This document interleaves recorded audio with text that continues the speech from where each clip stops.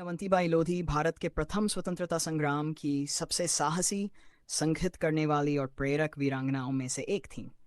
उनका जीवन संघर्ष, नेतृत्व और त्याग की एक अनुपम मिसाल है।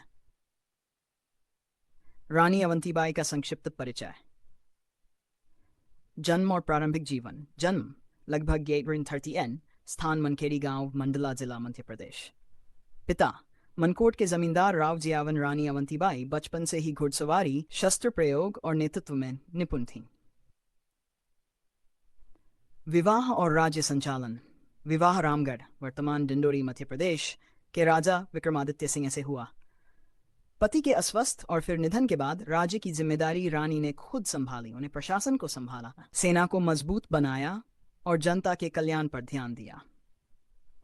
लेंसटन 57 के विद्रोह में भूमिका। अंग्रेजी हस्तक्षेप का विरोध। अंग्रेजों ने रामगढ़ की शासन व्यवस्था को लेकर हस्तक्षेप करना शुरू किया और राज्य को अपने नियंत्रण में लेने की कोशिश की।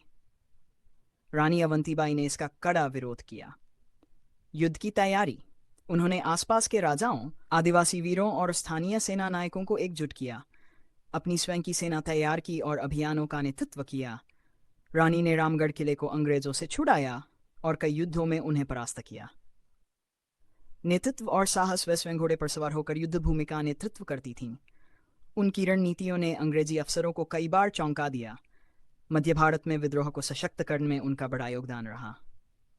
वीरगति। वोल्टाइल्स 58 में मेहदवानी, डिंडोरी जिले के घने जंगलों में जब अंग्रेजी सेना ने उन्हें चारों ओर से घेर लिया, तब वे पकड़े जाने के बजाय स्वयं अपनी तलवार पर गिरकर वीरगति को प्राप्त हो गई। ये आत्मसम्मान और स्वतंत्रता के प्रति उनकी प्रतिबद्धता का सर्वोच्च उदाहरण था। महत्व और विरासत। उन्हें गोस्ट 57 के संग्राम की प्रमुख वीरांगना के रूप में सम्मान दिया जाता है। मध्य प्रदेश में उनके नाम पर स्मारक, पार्क, संस्थान और डाक टिकट जारी किए गए हैं। लोधी समाज में उन्हें भारत माता की शेरनी कहा जाता है।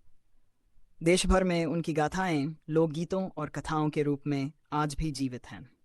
यदि आप चाहें तो मैं परीक्षा के लिए छोटे बिंदुओं में नोट्स, भाषण, निबंध या उनकी लड़ाइयों का विस्तृत विश्लेषण भी तैयार कर सकती हूँ।